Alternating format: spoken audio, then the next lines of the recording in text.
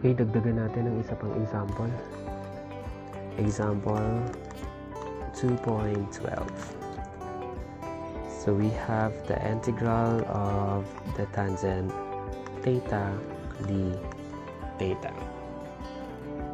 So from our identity, we have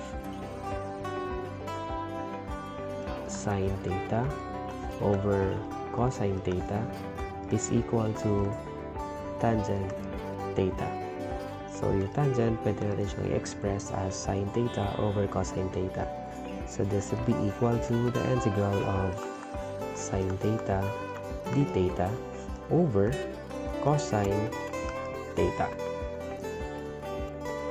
So we let v, our denominator, cosine theta.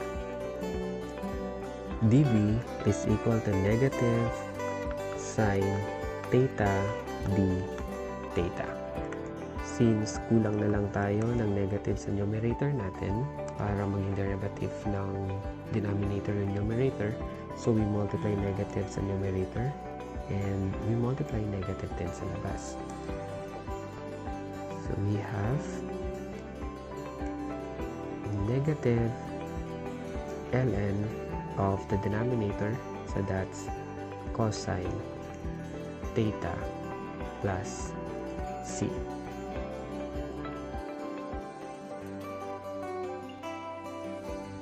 And if we simplify further, kung maalala natin yung property ng logarithm, if we have a ln x, that is equal to ln of x raised to a.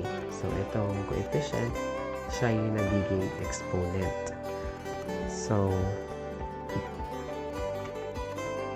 simplifying further, this is ln. So yung negative 1 dito, magiging exponent ng cosine.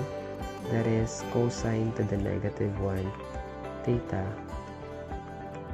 plus c. And from our identity, the 1 over cosine is equal to secant theta,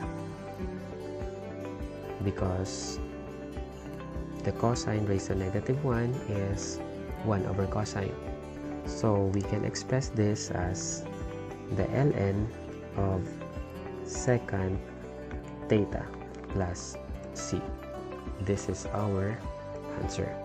So next time na makasalubong tayo ng tangent, tatandaan natin that the integral of the tangent theta is equal to natural logarithm of secant theta plus c. So, ito yung kwento para hindi natin siya makalimutan kahit kailan.